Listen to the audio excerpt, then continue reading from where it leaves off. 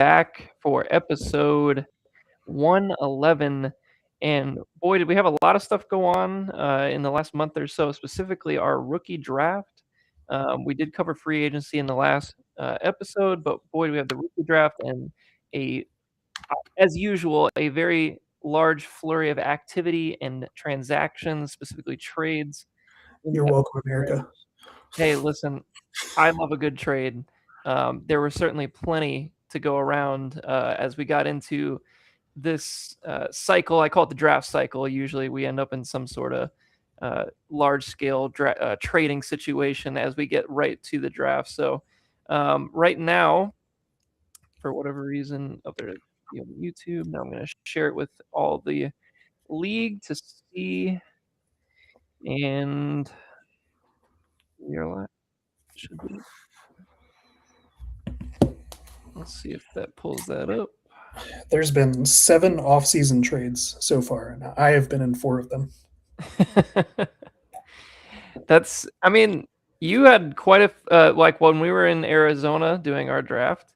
I was moving. We were just like constantly looking down at our phones to see if something else had happened while we were out and about. And leading up to the draft, we knew this was going to happen, but we just weren't sure like at what scale it was going to happen. But man, were we pleasantly surprised from a transaction standpoint. It was hilarious because we were out stuff and James specifically was working the phones. I mean, obviously with like his rebuild, he was really like we were joking in this like shopping center or whatever in the middle of Sedona, and James is just work. He's his head in his hands, looking at his phone. He looked like he was trying to figure out like the stock market just crashed and he's got to figure out his investments. It was insane, but super fun to watch that happen and all the discussions. We do have, once we get to a specific person, we had a Giz Bryant situation in the room, which we'll have to talk about, and it also involves Scavelli. So we have huge. It was a really good one. Get there when we get there. So let's start with the trades that have happened recently. So we had I'm going to start basically from essentially your Lamar Jackson trade. That would be the last one. We had a March 13th trade, which was the Quentin Johnston trade between Limbs and the Muskrats. I think everybody has seen that one in the last video. So we'll start with the Long Gamers and the Elk getting together on a draft, I would say mid-morning, afternoon trade at 3:46 p.m. on the April 5th. And it was a barn burner. We were floored in Sedona specifically. We were, oh my God, whoa, what just happened in this league? Sounds like an emo song, Floored in Sedona. Floored in Sedona. Dude, that is a Dance Gavin Dance song if I've ever heard one. Floored in Sedona. That is tremendous. That is so good. Anyway, the trade itself was an absolute banger. So to start, the Kentucky Elk acquired from the Long Gamers Lamar Jackson, Drake London, and Ja'Cory Bill Krosky Merritt. And in return, the Long Gamers received Trevor Lawrence, Ladd McConkey, and 2 first-round picks, which was, I believe, the Elks' first-round pick. And did you require your own back, I think? I got my own back, yeah. Yeah, so it was 107 and 110 and the 205.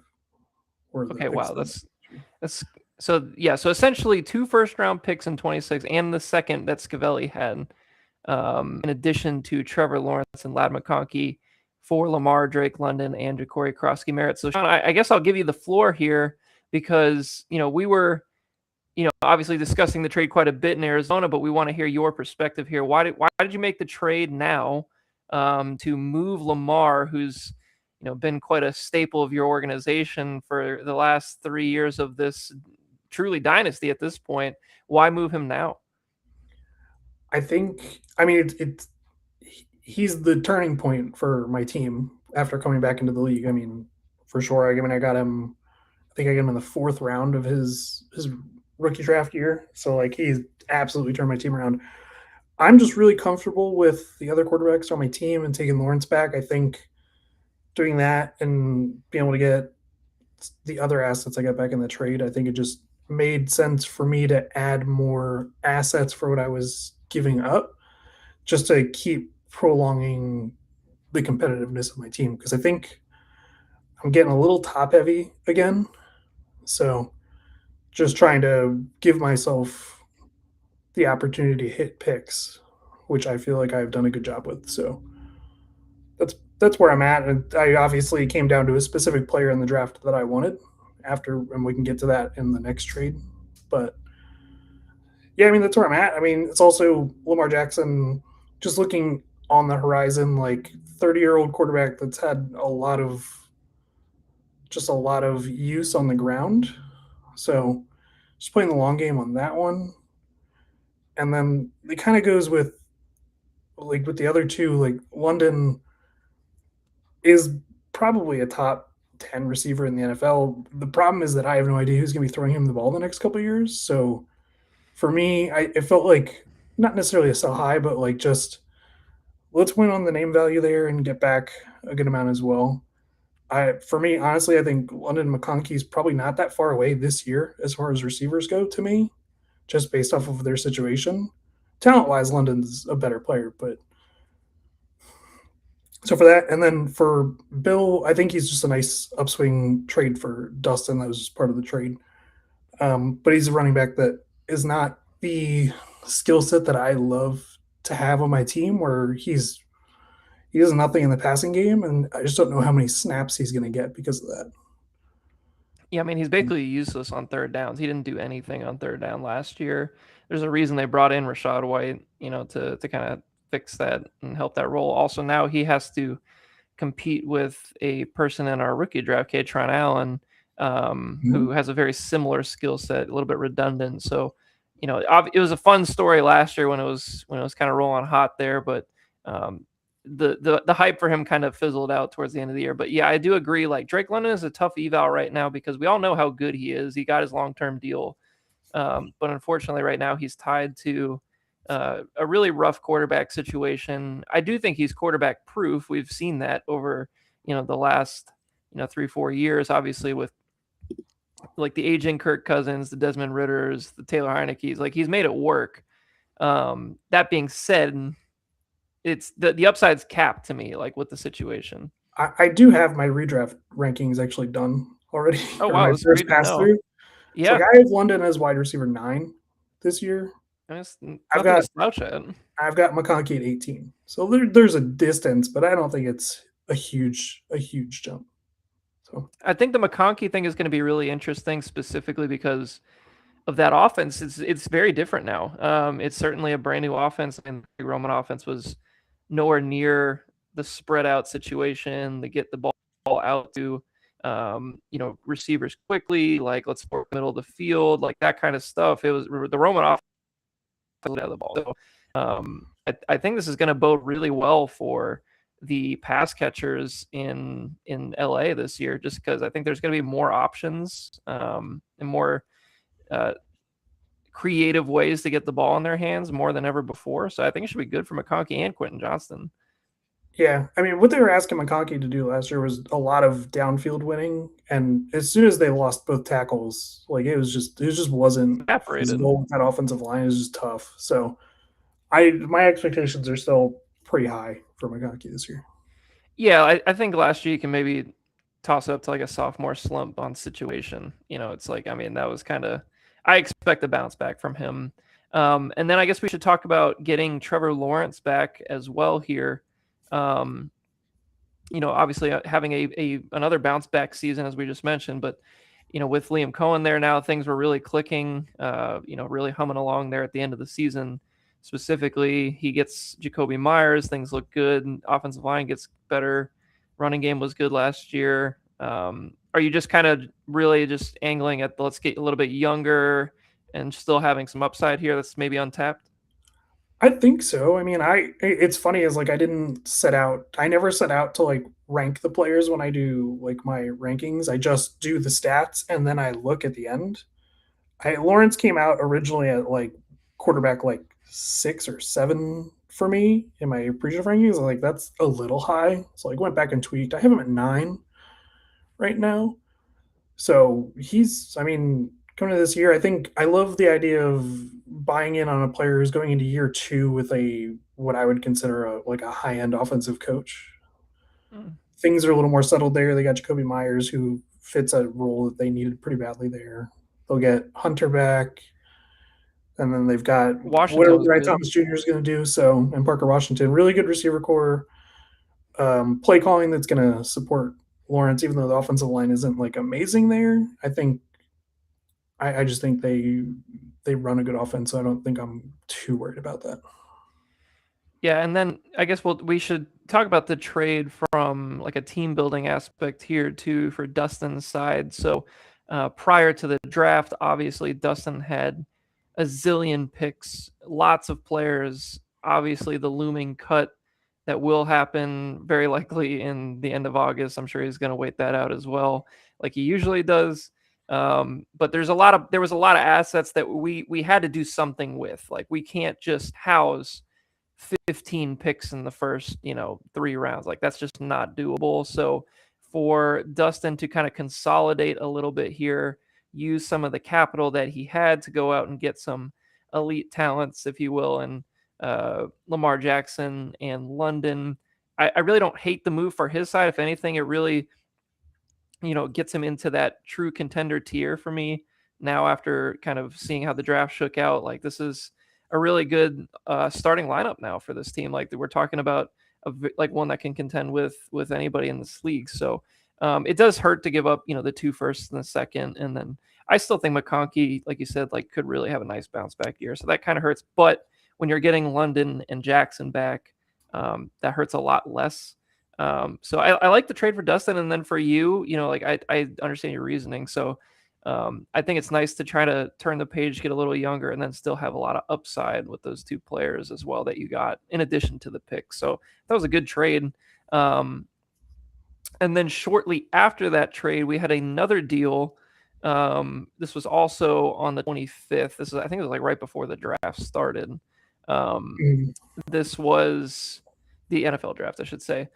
Courtland Sutton and a 3rd-round pick for a 27 third, a 26 third, and a 4. So essentially picking up an extra 3 and 4 in swapping thirds this year for Courtland Sutton, which is a player that everybody knows this league is with Scavelli. He's going to go find that veteran player that's going to be on a nice cheap deal. And that's exactly what it did here, Sean. It's just, death taxes and Scavelli finding a good veteran receiver somewhere every year. So, yeah, obviously, I feel like this is kind of like a no-brainer move for you if you wanted to try to build out the depth like you were saying, right? I mean, it's just very like old school Patriots coded of like we're going to get out a year before. I mean, I think Sutton's going to be playing his age 30 season coming up here, so and he's been great the last couple of years. I mean, no complaints. I think he's been a top 20 receiver the last 2 years. So, but for me, I think it was just time. I mean, Sutton, I think, was my first draft pick when I came back to the league. Oh wow, some So, history there, some history yeah. there for sure. That's crazy. Yeah, I think like obviously for Scavelli, like this is the kind of move that he likes to make. He was talking as we were leading up to the draft about trying to find some more receiver help before the season started. He doesn't have the draft capital in the first couple of rounds, so this is kind of like what he could do. So I like the trade for Scavelli, just trying to keep his window alive. He's very well aware at this point that the window is starting to close. So I think he's trying to give it a couple of last runs here before the window fully closes. So I like the deal there. And then I believe our next trade will be one involving you and the Lambs. But I think at this point, it would be good to start our rookie draft review because some of these trades will be very involved with the actual rookie draft. So I think we should go over to that now. And we'll start with the sleeper page here. So I have the whole draft pulled up, all 70 of the picks. We're going to go through them one by one as we always do. Sean and I both have, I feel like I did a lot of, it wasn't as early on my prospect watching as I have been in the past, but I really crammed over the last like 3 weeks before the draft just to really get it in and see. I feel like this year was actually a good year to do that because Sean, as a whole, I don't think this class is very good. I really don't, as in terms of like dynasty value. Yeah, I just a real lack of quarterback and running back, and it feels like a lot of mid-range wide receivers where there's not like a ton of top end, but like a lot of quality guys. So a weird year for sure. Yeah, I mean, in particular, I really think that this could end up being like one of the worst second rounds we've had in a very long time. Like, it would not shock me at all if the second round was extremely weak when we go back and look at this class in a few years. So that's like, I think everything basically from second down is like when we were talking about, previous years grabbing like really nice talents in the third and fourth in previous years. Like, I'm not sure we're going to get that this year. Like it seems really weak. I think the perfect example of this, and we're gonna bypass pick one because it was the lock of all locks coming into the draft, is I remember texting with James and I told him, I was like, I just don't know if Jadarian Price would have been a top 100 pick in the NFL draft last year. I mean, if you threw him into that running back class that was so deep, it would be very surprising if he went in the second round. Like, very surprising. I mean, Cam Scatterbo went in the fourth. I just you taking that over Scatterbo when he just doesn't have much on his resume? I just don't know. Like, I don't get me wrong, like the stuff we saw from Price was pretty exciting, but once again, like it might be a situation where we just had to find a guy to thrust up there, and that, like, I could see that being the case where it's like, okay, like kind of like a Clyde Edwards-Helaire from a few years ago, Sean. Like that's kind of same thing happened where there's a team that clearly needed a running back, the Chiefs, get that is exactly good. Now, I don't think there's not that in this class, but there's. I mean, so we'll end up seeing how that plays out. But let's get into the draft here. Obviously, pick one, like you said, was the lock of all locks. The landing spot was, I still think is controversial for the Cardinals. Terrible. I think it's just bad team building, honestly. Like, I think they've been just so beaten down by taking these hybrid guys over the last decade that they were just afraid. I mean, I get it. I would have done everything I could to trade out of that pick. Like, I feel like that and the owner potentially just wanting to sell jerseys, that's just not how you win.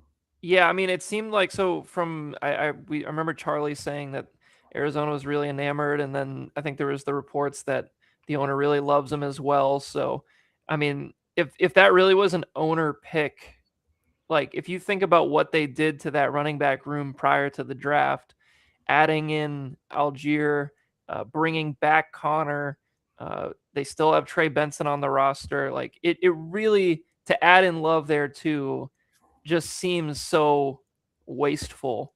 And if you take into account what Monty Ossenfort's done in the past, he has always taken premier positions in the first round, almost always.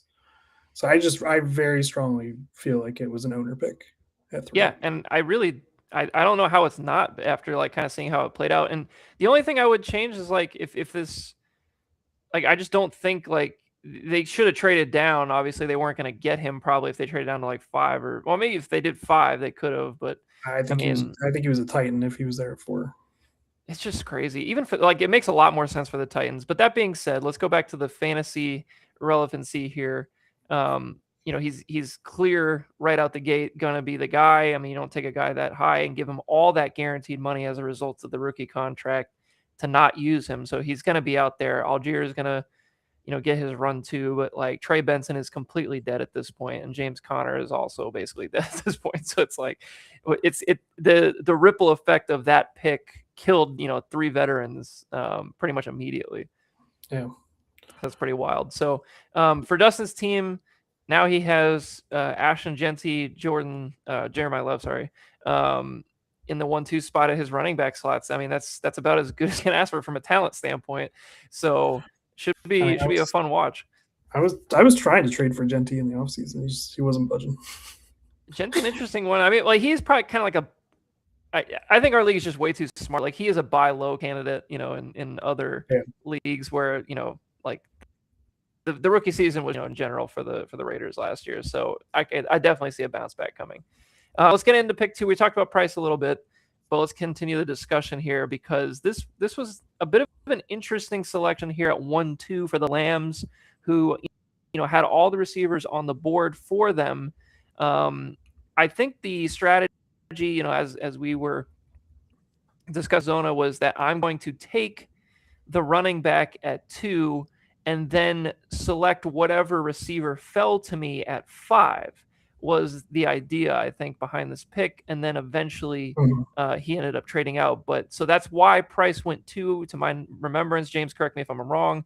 But that's how it was explained to me as well.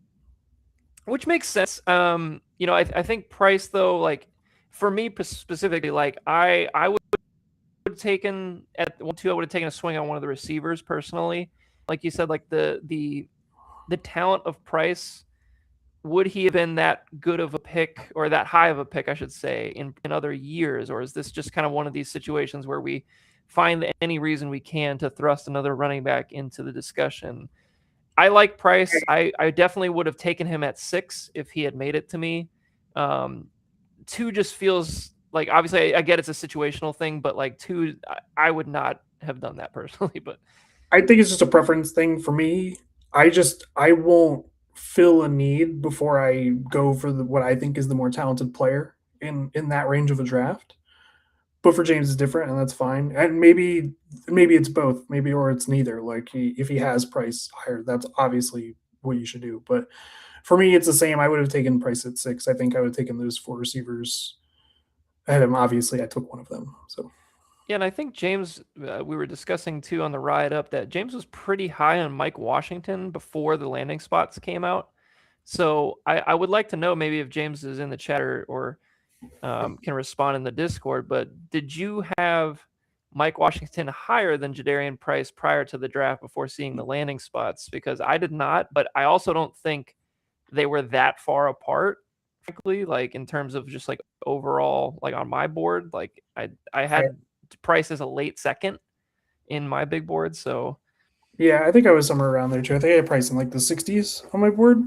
But Mike Washington wasn't a top 100 player to me. I probably would have had him probably outside of my top 5 running backs in this class. He wasn't for me. So outside of the top 5 running backs in this class. Yeah. Wow. Well, I guess we'll get to the other ones here in a little bit then. So so let's keep it going. We have Dan Schwartz and the Philadelphia Plague picking Carnell Tate at 1-3, which I really have no problem with that pick at all.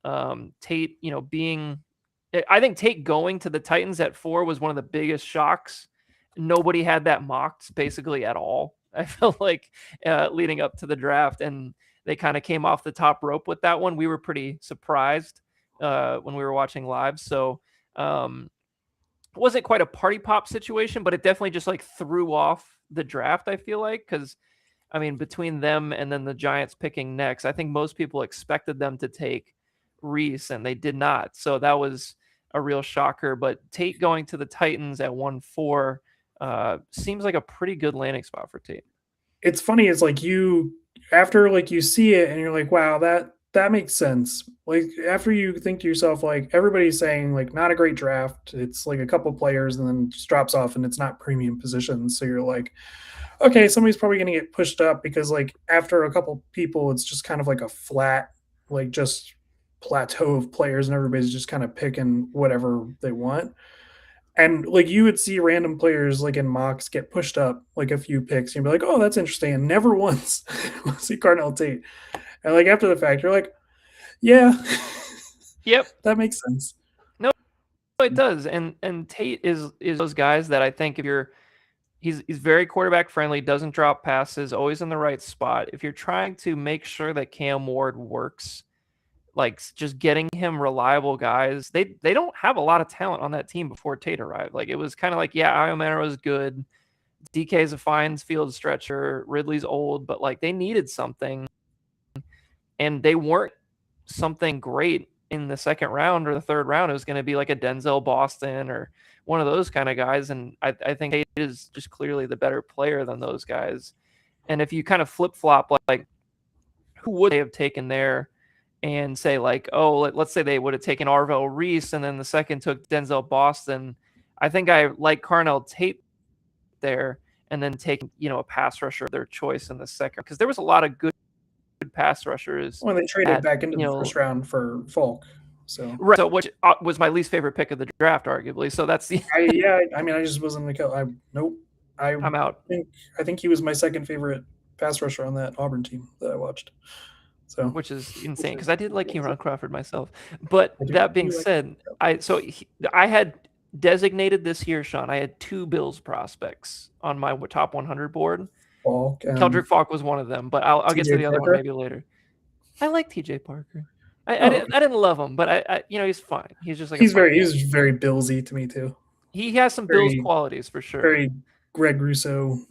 Yeah, just like he's just like one of those guys. Yeah, just sudden edge. Yeah, collapse the pocket. Yeah, he's fine. But yeah, I did not like Keldrick Falk at all. But yeah, Carnell Tate, I feel like, especially for the plague, like let's just take the top receiver with the top draft capital with a great opportunity. It's a great way to start the rebuild and get this thing really rolling for the plague. So next up is the Baton Rouge Bombers taking Jordan Tyson, who was drafted at 8 overall by the New Orleans Saints. I thought this was kind of like with really these receivers. At least I feel like the consensus was there was a pretty clear top 3. I think you can kind of put them wherever you wanted. And then there was a large contingency. We can kind of loop in your pick here as well with Concepcion. That there was a lot of folks too, especially the analytics guys, that really liked Concepcion. And also he was one of the better route runners on tape. Like he looked really good. So, but to Tyson's point, I think you can kind of go with either him, Lemon, Concepcion, any 3 ways you want to go with these next like 3 picks, if you will. I personally rank them Tyson, Lemon, Tate, Concepcion. That was kind of like the way I looked at it. But I think you could literally have gone any way with that. So for Justin to take Tyson here, obviously there's the injury risk with him kind of having some nagging injuries throughout his college career. Can he, stay healthy in the pros? I thought he was one of the better route runners in the class. I really liked him a lot. What did you think of Tyson? I thought he was really inconsistent. His highs are super high, like elite high. And I think he found himself probably his best possible landing spot in the draft. I mean, I loved it. I don't think he's going to have to. I would be really worried if he had to line up majority as an X outside in the NFL, because I just don't think he's very good against press. So between that, and then he's not really a guy that plays like on time, like as a receiver, like being in the right spot at the right time. He's more of like I'm gonna do my own thing kind of route runner, which is cool in the right situations, but like I just worry about that moving into the NFL at first. But like I said, where he doesn't have to be like the guy right off the get, I really like it. And I think Kellen Moore is kind of a perfect play caller for him, because there's a lot of quick game and being able to get the ball in his hands, which I like.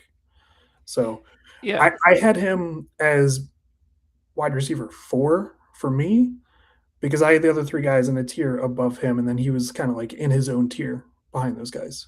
But yeah, so I really like to your point, I think there's some stuff to work on his press situation. Like his feet are great, his hands don't really work at all in the press game right now. I think that's something that could easily be improved though. My biggest thing with Tyson is I do think he's going to be a little bit of a slow starter in terms of, like, fantasy production, how can he adjust to the NFL game? Because like you said, he does have that kinda I do whatever I want vibe to his route running, and there's not a lot of timing to that at all right now, based on what I saw on tape, so, Yeah, and when uh I say that, it, like, feels like it comes across as, like, he's a diva, and I don't think he's a not diva. that, I think no. I actually think he's a huge team guy. I mean, he was going out there with, like, a blown out hamstring for Arizona State, so not it's not in that way. I just mean, like, he's just that's just, like, he just beats the like, his own drum kinda thing. Yeah, and it's I think he's, like, one of those guys that's gonna be, like, really coachable and really, like there's gonna be a lot of, like, improvement in the refinements of his game, like, he's already at such a high level from a route running standpoint and, like, what he can do at his size. Really, the only questions I have is, can he stay healthy, and, Yeah. how fast is it gonna get going? Like, that's really it. So, I like the pick for the Bombers. I mean, there's a lot of upside still with Tyson, like, he really could end up being kinda one of those, like, old school, route running Devontae Adams types if things would go the right way. So, that's kinda like my comp for him at least was, like, if he gets it all together, it could be a Devontae situation. Oh, Uh he could easily be the best receiver in this class. It would not shock me a little bit. I'm just going off of what I saw recently, and he's a guy that just got it feels like I'm a little concerned that the amount of injuries have just kind of affected the way he plays at this point, and that worried me too.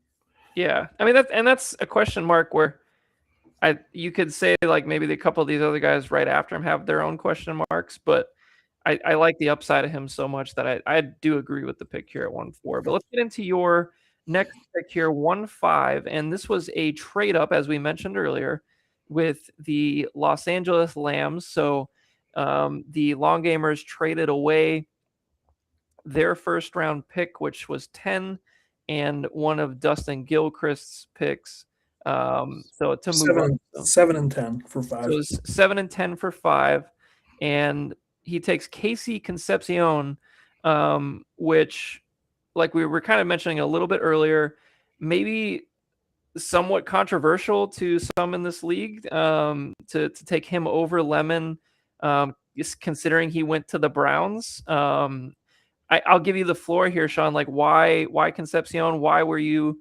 willing to make a trade up for him? Just yeah, give me your thoughts. I For me, I could argue he's the best receiver in the class. I think he's the best route runner to me in all like as far as like being able to attack every blade of grass on the field. He's great with the ball in his hands. He can get open. He can separate before the ball gets there. I mean, he took carries in college at NC State. He's a really good player. I like the bugaboo for him is going to be drops, but for me, going back and watching the drops, it was a lot of this guy has to carry the offense, and it was him just like getting the ball in space and thinking about the yak. Because when he's up and contesting a catch, he's great. He's really good. Like he's Yeah, top. for his size, he can really pull it I think he down. was top 5 in the class in contested catch rate. So He had I'm some not even so crazy much ass worried about catches. that. Yeah. So I I'm not as worried about that. I think drops are kind of overrated as a stat because like everybody drops the ball unless you're Larry Fitzgerald. So I don't know. It's not really a concern for me. So when you take that away, I'm like, okay, what are the other cons in his game? Because really, other than not being like an ideal size, like there's really not any to me. He's And not like the he's not like a opportunity to be midget, he's like he's fine. Like he's 5'11", whatever. Like he's not like a tiny receiver. And when you put him next to Makai Lemon, for me, they're like I said, they were the top tier of receivers with Tate for me in this class. The problem is with Lemon is I think he's going to a low passing rate team and he's not the number one option. And he wins in the middle of the field where Jalen Hurts doesn't throw. So like how many dings am I taking there compared to a guy that I feel pretty confident is going to end up being the number one guy, whether it's in Cleveland or not.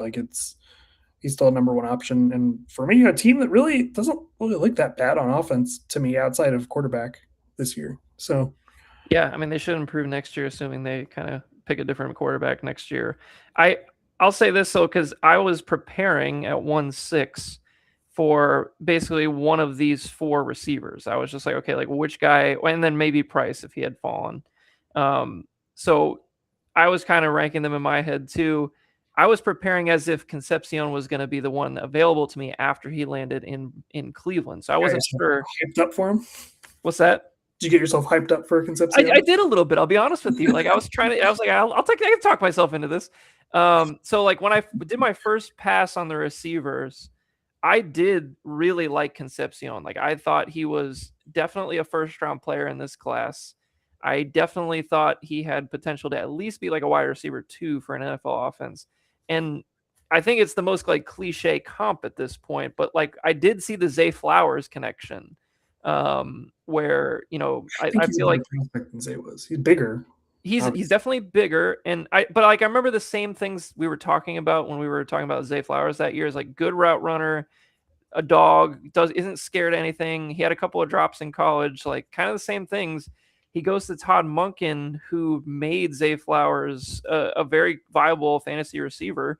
Like I feel like that's kind of his floor, maybe. I mean, if they have him doing the same things Zay was doing in Baltimore last year, that's totally fine with me. Like because I think I think he's that, but like a little more because he's longer, faster, a little more twitchier.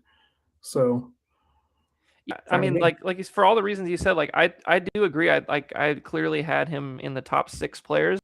To me, there was like such an obvious top 6 talent wise, and then it really dropped off. So I was very happy to be at 6 because I figured if somebody wanted to take Concepcion or whatever, I was still going to end up with like one of the better talents in the draft.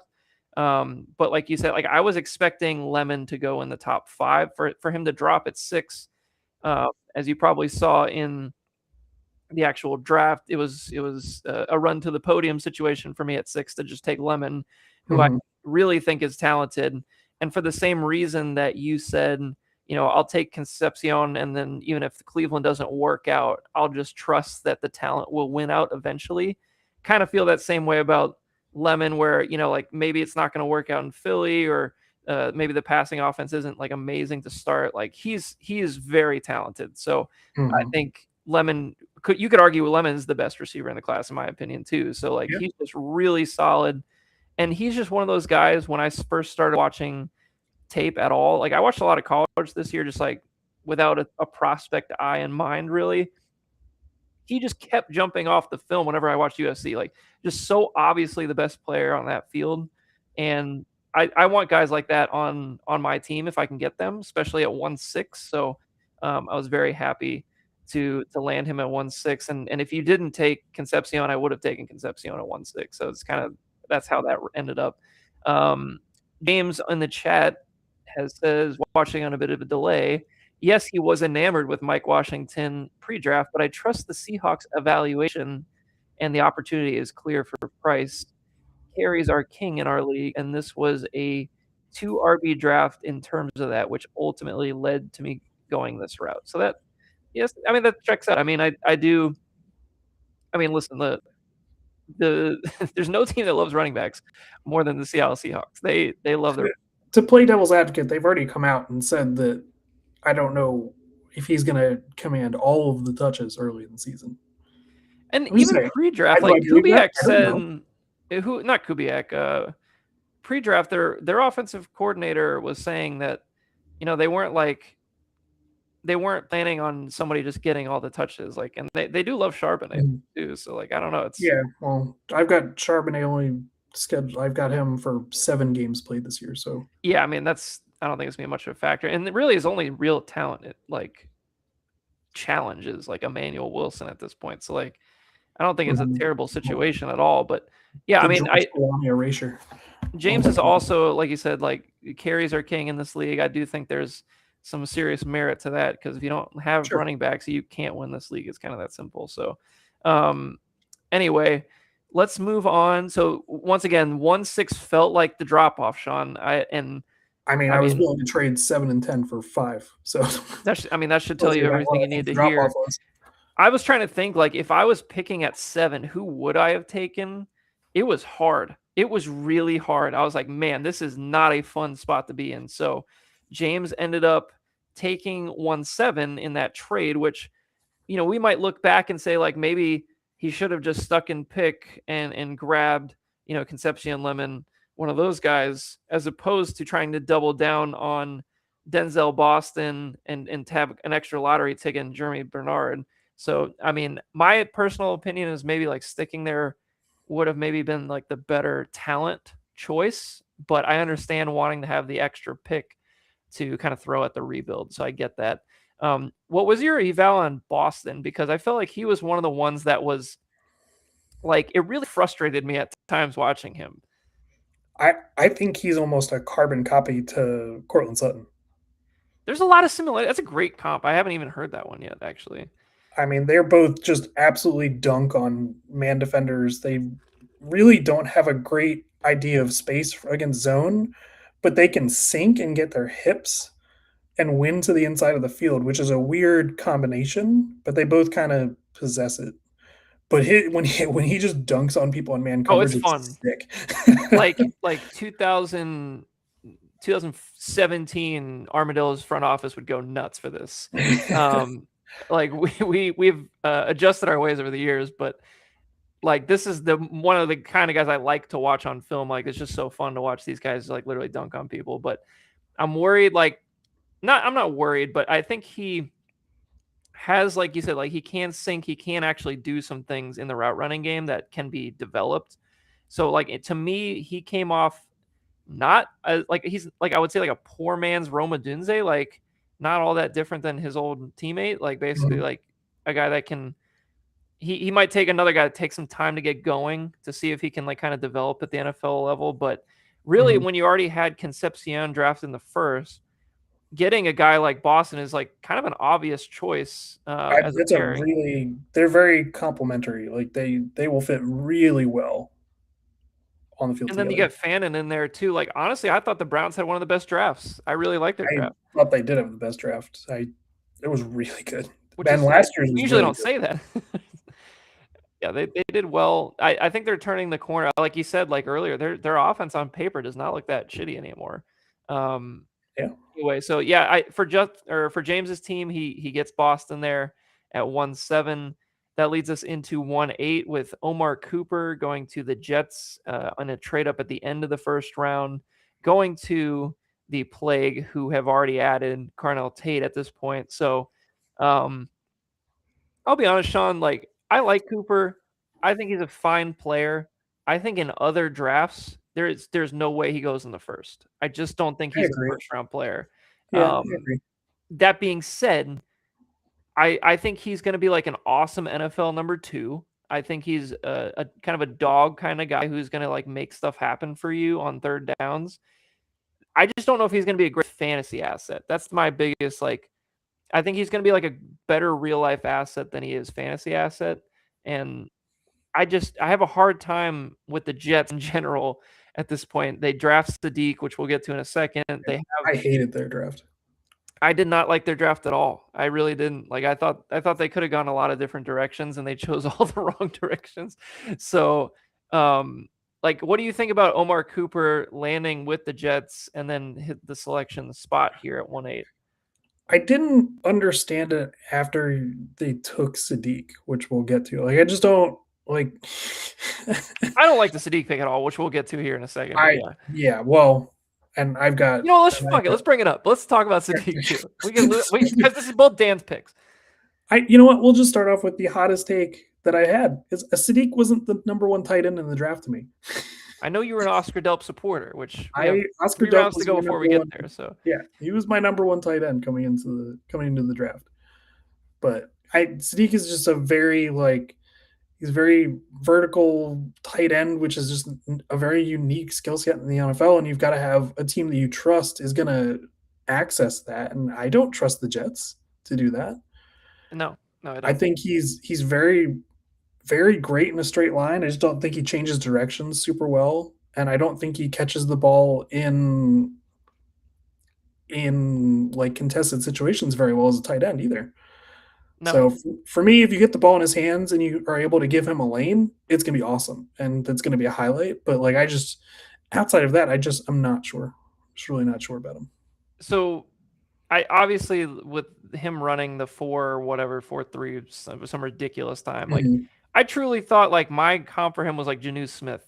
and I was thinking to myself, like, would I draft Janu Smith in the first round when he's on the Jets? Probably not. Like, I just don't feel good about that. I think I mean, I watched a lot of his tape. The production was never really that good. I know he's a young player, but the production wasn't really all that great. I think he's just stiff. Like you were saying, like he doesn't change directions really well at all. He's completely yoked. He's one of the most jacked, prospects. Like physically, he's incredible. He's maxed out his frame, which and he's also 20 years old. He's not going to be able to play. I don't think he's going to be able to play like a hand in the dirt tight end. So like, once again, now you'll move. Yeah, and like that's not you're not on the field all the time. Yeah, so to me, you're putting him in the slot and then kicking him inside to do kick-in blocks and stuff like that. Like that's what I would do with him. Will they force him onto the field more than you typically would with a tight end? Yes, because you spent the draft capital on him, which is fine. But that's diminishing returns, and you're making your team on the field worse, I think, because of that. Yeah, I mean, to me, like, wonder why take Cooper then if you're gonna these guys are gonna occupy the same space basically. Yeah, I mean, to me, Cooper is a big slot, like, and that's where we're kind of at here. And I mean, I think maybe their idea is we're gonna run like 4 wide sets with like fucking Adonai Mitchell on one side, and then the 2 slots are Sadiq and Cooper, and then Garrett Wilson, who's probably better in the slot sometimes too. Like they have a lot of like talented players, but like, what do you do with them? Like, I don't know. It's kind of like from a team building perspective, I just don't get it. I don't really get it. And I think that like for Dan to take both of them kind of doesn't feel good. Like, it's like I take one of them, fine, you can take a shot, but taking both of them is my only real qualm here. The problem is for Dan, who else do you take in this spot? Stribling, which we'll get to here in a second. Like, I mean, like it's tough. Like from a draft capital's perspective, you want to take the first round capital guys because like generally that's a better indicator of like overall dynasty success in the future. Mendoza? But like, I mean, he doesn't have much at quarterback. But like, do you take Mendoza in the first round when you know you're not going to get much rushing? Like, it's tough. Like, it's really hard. It's hilarious. We shit on Alex that year that he took Lawrence at like 1.7 or 1.8 or something like that. And this year, I'm like, if somebody would have taken Mendoza like at like 7 or 8, I've been like, eh. Yeah, it would have been totally acceptable for me. Absolutely. Like yeah, it's just I think it's all in context with the draft around it. But anyway, yeah, I don't love either of these landing. Like, don't get me wrong, the players are fine. Like, I think if Sadiq had ended up in the second round, like a high second, late first, in a better landing spot, I'd probably be like a little bit more excited to draft him. But there's definitely holes in his game that when you combine that with what does the team outlook look like? Where is he going to play? How is he going to get on the field? I just don't like any of that. So combining that with the holes in Sadiq's game, I'm really not. I had him as a second round prospect this year in Dynasty. So moving forward, James using his 110 to take Jeremy Bernard, who was drafted, I believe, in the second round by the Steelers. I think at the end of the second. So, kind of an interesting landing spot. They just traded for Michael Pittman. They have DK on the long deal. So it kind of feels like Jeremy is going to occupy that 2 and 3 situation, like slot and outside receiver role potentially with there. But like, I just don't know how I feel about Jeremy Bernard here at 110. How do you feel about it? It's fine, but like I just like you look behind him, and you're like, yeah, you justify that. I like Jeremy Bernard though, so I like him too. I think he might run the best dig route in this class of all the receivers, which is weird. He's one of those guys that, like, you talk about somebody that would have been a monster in 2009 on that offense with like Devon Bess and Brian Hartline. You chuck a little Jeremy Bernard in there, dude. That would be amazing. Yeah, I just thought he was a really quality player. Like Jacoby Myers was somebody I was thinking of, like just a guy that's not going to like wow you athletically or anything like that, but he's just going to get the job done. Talk about a crazy whatever year it was in Washington, that receiver room. Again, Jeremy Bernard, Denzel Boston, Rome Odunze, Jalen Polk, and Jalen McMillan. God. Yeah, I mean it's absurd. It really is insane. And they had good running backs those years too. I mean, that was a stacked team. Yeah. Yeah. So I mean, like, here's the thing: is like when I don't feel like, to me, like Jeremy Bernard is just not a first round player in my head. Right. But when you look at like the context of this draft, like what else are you really thinking about here? It's like the next guy on the list here, Dejon Stribling, gets basically first round draft capital for the 49ers, first pick in the second round. I'll be honest, Sean, I did not see that coming at all. That was a multiple party popper situation in Arizona. It was insane. We were blown away by that one. Within the last like the week leading up to the draft, I had heard or read multiple times like, yeah, this guy's going in the second round, and I'm like, yeah, Jeremiah was saying like he's 60? guaranteed second round pick. Okay, we're going like the 50s. Cool. 33. I mean, 33 is wild because I had him on my board in the 90s. Like, I just was not feeling it. I think I had him as like a mid third, like an early third. Because I mean, I understand like 70s, 80s. Yeah, I understood like what he was or like what teams would see him as because he's probably the best blocking receiver in this draft. So between that and then the size speed, which it really there's not like a ton of that combination in this draft, so it makes sense that he gets Right. pushed up. And I think the landing spot is just insanely good.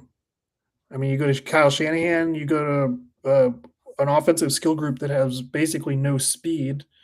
So you're the fastest guy, but you're also the best blocker. You're playing in a receiving room that nobody can stay healthy. There's a lane where he ends up being like has the most receiving yards this year on this team. That's crazy. I just don't think he's good though. I just don't think he's good. I think that's going to happen. Just so we're clear. Yeah, it's strange. I'm just saying, like the way that this like, situationally, yeah. Gone, yeah. So like he's going to get on the field. Like I'm not worried about Christian Kirk, and I'm not really worried about like Mike Evans is a 1-year thing. So like I would imagine. I mean, Mike is turning. Well, he was 34 this year. I mean, he's getting up there. I mean, it's a 1-year deal essentially too. So like I mean, it's basically like if he wants to keep playing and can keep playing, he will. If not, then he's gone. And I don't think there's any reason to believe he's done quite yet. I mean, the receivers that Kyle has taken in this range in the NFL draft, I mean, it's been Ayuk, it's been Debo, and it's been Pearsall, I think, in recent years. There's probably a bust in there too, but I'm trying to think who it was. Gray? Before he got there, they had like an AJ Jenkins in there. They've had a couple of busts in this area. They've been much better at drafting receivers early than they have running backs. That's definitely that might have been the worst pick I've ever seen in my life in the draft. I mean, to me, like you were mentioning it earlier, like Dejon Stribling being the best blocking receiver in the draft. That is true, and that's also like why this kind of makes sense for the 49ers because they did lose Juwan Jennings, who was really good at that as well. He also kind of like was that bigger, like kind of third down chain mover kind of guy. So like maybe they can see Stribling like turning into that at some point. He's also probably the best guy with the ball in his hands too. Like after the catch on this, I like him much better with the ball in his hands. Like I just feel like there's a lot of development needed. Like I don't think he's like all that different than like Trey Harris was last year for me. Like same kind of player, same kind of situation. The draft landing spot, the capital is great. So like to get him at 2-1 makes sense. Like, I mean, I would have probably taken him over Bernard just with the capital. It's so funny because we did our drafts so quick after the NFL draft this year. Like going back and like seeing like the ADPs of these rookie drafts, like he's still like in like the early third round. He's very low. Oh, he was the 33rd pick. I got him at 2-9 in another league. What are you doing? And I was like, all right, yeah, how do you not take him at 2-9? It's a conversation for me at 7. I think you can legitimately start talking at anywhere between, for me at least, like in the 8 range. Like you can at least start thinking about it. Because it was funny too. We were sitting in Arizona and I'm just like writing down like what my board kind of shakes out like with the landing spots. And I got to like 8 and I'm like, oh shit, like do I have to put Stribling here? It's like I don't want to, but like I might have to. Like for me, he's probably in the tier with Boston and Cooper there. For me, I would probably take him over Sadiq and Jeremy, but Yeah, I mean it's tough. It's that's a tough me. good landing spot, tough evaluation. I mean, he's a perfect like let's just take a shot and see if it hits. Like you got to I Yeah, do think there's something to taking players that end up with good offensive coaches and just see if it works. The only problem I have with the 49ers from that respect is that usually Kyle Shanahan isn't very like easy on rookie receivers, so we'll see how that goes like initially, but is that based off of anybody other than Ayuk? that's a great question. Cuz I guess cuz like Pearsall was hurt and stuff, so like that's and shot, so that doesn't I help. watched a video of Brandon Ayuk just letting an ice cream just melt in his hand for He 8 did hours. that and then I don't know if you saw his most recent post where he was counting money on the ground. Thought that was kind of fun as well. Is that because he So fumbled the bag? I mean, he did, but like he still acts like he did not fumble the bag, and he's on private jets all the time. So They must, like, hate him so much that they haven't, like, released him yet because I they mean, just I hate him and I own him. Like I don't even want him. Like he's a guy like even if he gets traded to like a great situation, like I really don't want you on my team anymore. It's just not fun to have. like, everybody has just chalked him up to being a commander at this point, but, like, I do. I mean, like where else is he gonna play? I don't know who else would take him. I mean, the Commanders have Commanders kind didn't of really do anything in the draft of receivers, so yeah. Well, we'll and get we're to going to that. get to one here in a second, but let's keep it moving. We got Jonah Coleman at 2-2, landing with Denver. Believe he was a fourth round pick, Sean. I want to say fourth or fifth round pick Sounds in right. the real NFL draft. So the capital, like wasn't day two capital, but the landing spot is pretty fun there in Denver. Obviously, they love to run the ball. Dobbins hasn't been healthy basically ever, except for like 1 year. That is true. And RJ Harvey did play well last year, especially at the end of the year, but they still took Coleman. Coleman is the kind of guy that like I had him as my RB3 in this draft. I did like him a lot. That being said, RB3 in this draft would have been like we were talking about RB6 or 7 maybe last year. Like he to me in last year's draft, he would have been in that same like DJ Giddens, Taj Brooks range, fifth and sixth round. So it's just a really hard eval for me to take him this high. But like we were just talking about, like the talent drop off is colossal after we get past 1-7, 1-8 or whatever, and you got to kind of just shoot in the dark here. And I think just going to Sean Payton, having the opportunity to potentially get some carries pretty soon, and he's really solid at a lot of things. Like he's just a really solid player. I had him comp kind of like Devin Neal last year, where Yeah, he does a lot of shit really I solid, but respect that nothing too. great. Yep. So He complements RJ Harvey very well. Like yeah, that it's makes pretty sense. good. Those Yeah, two together make sense, but then there's gonna be Dobbins this year probably until he gets hurt. But those 6 weeks are gonna be awesome. it'll be a fun 6 weeks. Yeah. Yeah, I just like Coleman, and I really don't have a problem here at 2-2. What I do have a mild problem with, and when I say mild, I have a big problem with Emmett Johnson at 2-3. I thought that was early, Sean. Yeah, early, probably still my RB4 in this class, but that's not saying a whole lot. I mean, he's just a super productive player, kind of an interesting running style. Can kind of do everything. He's probably going to get carries this year because Kenneth Walker doesn't really stay healthy that much either. So, Yeah, I just thought this was like if for me in any other draft, like this is like a third round guy. oh yeah, I'm not like sold on the talent. I don't think he is kind of a bit of an outlier in terms of production in relation to his like athleticism and his traits. I just wasn't like blown away with him, but to take him at 2-3, like once again, it feels so high to take him at 2-3. And then you look at like the guys that are available in this range, it's like, well, who else are you going to take? Like there's not a ton of options. But I just didn't think like the talent. I don't remember what round pick. Was he a fifth round pick as well? I'm going to look this yes, up so I don't get it wrong, but I want to see exactly where. five. He was a 5 or 6. I thought he was a 5. But usually, like these kind of guys just don't hit. Like, I mean, the hit rate for these guys are kind of low when you get into this draft capital range, and that's what concerns me. That if you're Dustin's team, where I think another problem that we need to talk about specifically with Dustin's team is how are we going to house these guys? Like, what are we going to do with these guys? Because if you look at his roster, you can't cut second round picks. Like, you really shouldn't be cutting second round picks. I don't know if he's better. Is Emmett Johnson better than some of these guys? Like, he did trade me 3 second round picks for RJ Harvey. So, but we still got to make like a zillion cuts, Sean. I think we still make like 10 cuts. Yeah. I mean, God, like, I have like 11 cuts to make, 12 cuts to make. So, well, I think the challenge here for Dustin, we talked about it a lot in Arizona too, is just like, how is Emmett Johnson better than some of these other guys on your roster that you're probably not, you don't want to cut, but like you might have to at this point, or find another trade. Like, it's challenging. I mean, I'd have to look at his roster and figure that out, but I just don't. I think Emmett Johnson, in a league where we carry 30 roster spots, I just think he's a guy that's going to be on a roster this year. I mean, should be just based off, because I think he'll be the beneficiary of any kind of injury or anything there.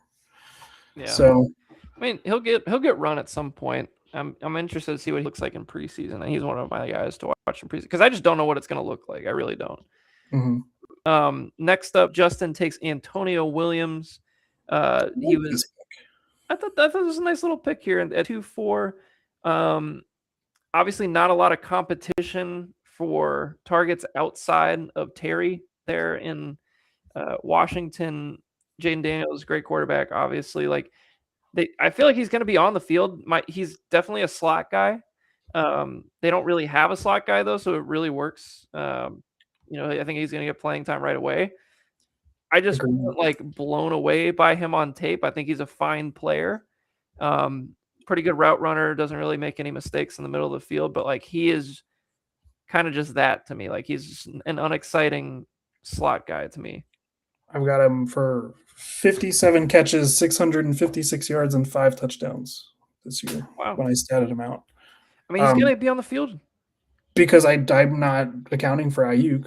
So, like, who's playing receiver? I mean, I got him for the second most targets at the receiver position on that team. I think he's like a slot mostly. I think he can play like a Z-esque receiver position as well, but I think he's a slot mostly guy. I like him. He's good. I just don't know how high the ceiling is for him. Is what was holding me back. Yeah, and I think just the opportunity available to him is probably why he gets put in this range. Like, talent-wise, probably goes a little bit later. But I understand that, like, at this point, we're at the point where it's like, who do we take? And if anybody with the opportunity is looking good here. He would not surprise me at all if he was, like, just as a rookie year goes, like, he was wide receiver 5 out of this class. Yeah, no, I can see. I mean, he's going to play. He's going to play. Like, there's no doubt about it. Fernando Mendoza goes to you, Sean, here at 2-5. Give me the value. Yeah, the value is there. I mean, I feel like this is kind of the range that I tend to like to take quarterbacks in, because usually once you get to, like I said, the premium picks in many podcasts, to me, is like the first 15 picks of any draft. And this year, I think it's significantly less than that because of the talent. But to get a quarterback like one of the top guys, like I got Caleb Williams at 2-3 or something a couple years ago. Jayden Daniels went in the second. Obviously, Mendoza's going in the second here. Like, you can get really good value at quarterback in the second, whereas there's probably going to be a lot of busts in this range. In the overall, like, in most drafts, there's a lot of busts in the second round. So this year is going to be a ton of busts in the second round. So to get a guy that is at least going to play and give you, like, to me, his floor is like a Cousins. Like, I feel like he's going to be like a Cousins type of player, and I'd be very happy with that. Like, what do you like about Mendoza? Like, is there anything that stands out, or is it kind of just the same stuff that everybody else is seeing? I mean, it's hard to say his floor is cut. He's so much bigger than Kirk Cousins. He's a big guy. With obviously, he's got a little bit of rushing upside. Like, he can pound in a couple touchdowns. Yeah, I mean, it's funny to say the situation because the team's not very good, but it's just because he's linked with a good head coach, with a good play caller. Right. So that, I mean, they're not going to have high expectations for him right out of the gate. I mean, I think that they're expecting to start Cousins as much as humanly possible this year before they can't anymore. I think is their plan. Yeah. So which I think is a good plan. Like, I like that. Yeah, Plan. I mean, this guy is really. I don't think he's ever done a lot of under center stuff. So like, he's literally learning the NFL offense. So we'll see that because I mean, he's a good player. I think he's. My comp was more like a Jared Goff. I think he's fair. Sure. I think maybe go like even a little loftier, like a Matt Ryan. Yeah, I mean, I think like he's a guy that you're just not expecting a ton of rushing output, but like he can get a few touchdowns on the ground. Actually, you know who I remember who I put as my comp for him? Carson Palmer. Oh man, Jesus. I don't even remember what he looked like playing the game. Very similar to Mendoza. I got to go back and watch some Carson Palmer tape, I guess. All right, we'll keep it rolling. 2-6. I ended up picking Ted Hurst, third round pick for the Bucks. I honestly was looking at this like, how could I get the most upside with this pick? I was gonna take Ted Hurst probably a little bit earlier than most people because I liked him as a player. I think he's got a ton of upside. I remember texting you. I told you I was between Mendoza and Ted Hurst. Like it was a guarantee. Like I had Hurst like right in that dribbling spot, like top of the second. Mm-hmm. For me, like I saw the path of what do the Bucks not have on this offense, and the answer is speed. So like, how do we stretch the field? Like at the very worst, he's a sacrificial X, and they just run him do cardio sprints out there. He needs a ton of work, but to me, like the upside I saw was Pickens. So if we can somehow get a Pickens at a 2-6, that would be kind of fun. If he's ass, then it's 2-6. It's fine. My only problem is he played at Georgia State. They didn't play anybody. They were one of the worst teams in the country. Why didn't he transfer out? I guess he was trying to say he wanted to stay, elite to Georgia State or whatever. I don't know. But do you know who his offensive coach at Georgia State was? I should know this because I drafted him, but I forgot. Hugh Jackson. Oh my God, help us! No wonder they were 1-11. He's the worst. But I thought Ted Hurst, like my thing is I wasn't gonna take him unless I like when the small school guys go to the Senior Bowl and look good, like the Ali Marpets, the Cody Mauks, like that kind of stuff. The Bucks have had a very good track record of these guys, so I'm going with that. Gray Zable's another one. So like I feel good about the pick. So, and I didn't really love anybody left at this point, to be frank with you. Like this is kind of like another drop off for me. Next up, Eli Stowers going to the Eagles. Kind of a weird selection there too, considering they drafted Lemon as well, who kind of both occupy similar areas of the field. So think about that because you're an Eagles fan. I didn't. It wasn't my favorite draft by the Eagles, if I'm being honest. I mean, I like Lemon. Well, I think Lemon's awesome, but I had Stowers as a wide receiver. He does not block, Sean. He does not. He's like nothing, like zero. He's less than Evan Ingram as a blocker. Like yes, like he's like a much better receiving prospect than Evan Ingram, but my comp for him, like, and not comp, but like my high end upside for him. Do you remember Jordan Reed?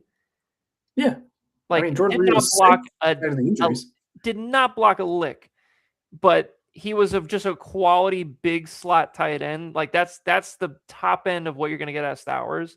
I just don't think he's gonna need a lot of work. Like I don't think it's gonna be a fast ascension to stardom. And the bust potential is very real there. But he has a lot of untapped potential. He's only been playing tight end for like a couple of years. So he'd be really good. He was a quarterback, right? He was a quarterback, yeah. So like he's got the upside. It's possible. But he also got some decent draft capital as well. So like I understand wanting to take him here as well. So once again, like these are guys that Dustin's drafting that you're going to have to wait for Stowers, and I just don't know if he has the space to kind of hold on to guys like this right now. Mm-hmm. I think for Dustin in particular, it's definitely like I would rather him take like guys that are like, okay, you're going to show me right now, or we're not going to screw around with it. Like the next guy in the draft that was taken. Yeah. I mean, so actually to skip ahead one, I don't know if that's what you meant, but to skip out one more to Mike Washington at his 2-9 pick. I thought for sure he was going to take him at 2-7 just because he has Genty. Like that's the obvious, like, okay, I need players that I know have value to my team. Let me take Washington to get my handcuff for Genty. Like that would have made a ton of sense there at 2-7. Either way, he ends up getting him. But Chris Bell going to the Dolphins for the Philadelphia Plague. Chris Bell ends up, I think, as a very late 3rd round pick or an early 4. I can't remember off the top of my head. Late 3rd. I think it was like one of the last picks of the 3rd. Yeah. But coming off a major injury, kind of slides in the draft. People thought he could go in the 2nd. I kind of like Chris Bell. Like I thought this was a really fun landing spot, honestly. He talk about like highlight tapes. The good is sick. It's beautiful. It's a work of art. Fucking good. It's fun to watch. The good is amazing. The bad is not great. I think he cursed out his quarterback no less than 30 times this year. Which I love. I love that. I love when you get a quarterback. Without the injury, there's a real good chance that he's a 1st round pick in this draft class. So he just has such a unique like profile. Like I don't know many. Like my first thought when I saw like his size and like the way he looks on the field was like an Alshon Jeffrey type. Like these really like bulky 6'2", like not tall, but like 6'2" and like 230. Like you just don't really see those guys too often in the NFL anymore. It's probably the only comp that people like in the process were going like, you can squint and see AJ Brown. I'm like, don't compare anybody to AJ Brown. Yeah, he's a very unique player. Yeah, I don't know. I haven't seen anybody that comps to AJ Brown in a long time. Like, weird body types are hard to comp for a reason, but we don't need to then take it to the 100th percentile of like, oh wow, this worked out. It's like if to me, like his comp is like if Xavier Legette was actually good at football, like that's. Yeah. I saw some like that same type of player in terms of his build. My favorite thing about Chris Bell is that his best games were against some of the best teams on their schedule. Yeah, like he got up for big games, and I do love that. Dog. That's one of my favorite things. Yeah, like so, I think like he could very well be like if he's healthy and can get back, like he could very well get into that Miami system and get going fast. Like he could end up being like one of their better players early on in his career. It just depends on how fast I'm hoping like for his sake that he can get, be ready for week 1. That'd be awesome for him. I'm pretty sure that's the plan, at least from what I've heard. So I thought he was so clearly better than Caleb Douglas, who we'll talk about later. But anyway, talk about Mike Washington a little bit. 2-9, going to be the backup for Genty. Definitely like pre-draft, like there was a lot of hype for him being like a 3rd round pick, maybe even a 2nd round pick. Did not happen.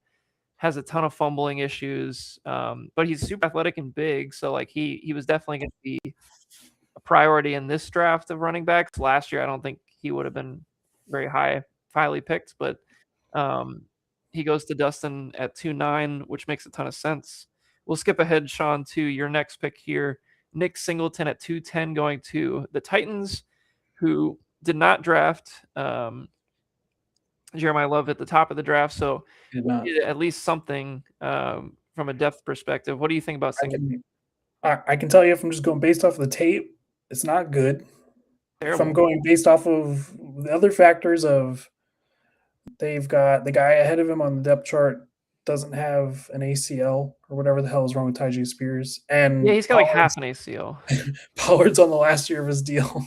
So you like that. There is room for growth. There's a path, yeah. And Penn State was an absolute dumpster fire last year. So let's blame it on them instead of the player. And we're just going to shoot for the moon. That's basically that's what it came down to. Because if I'm basing off the tape, like he might not even be on my board. Like it is bad. Like he should have, like, I guess the big thing with him is, and I remember this from a couple years ago, like he was talked about to be like one of these like monster running back prospects, 5-star. His freshman year was good.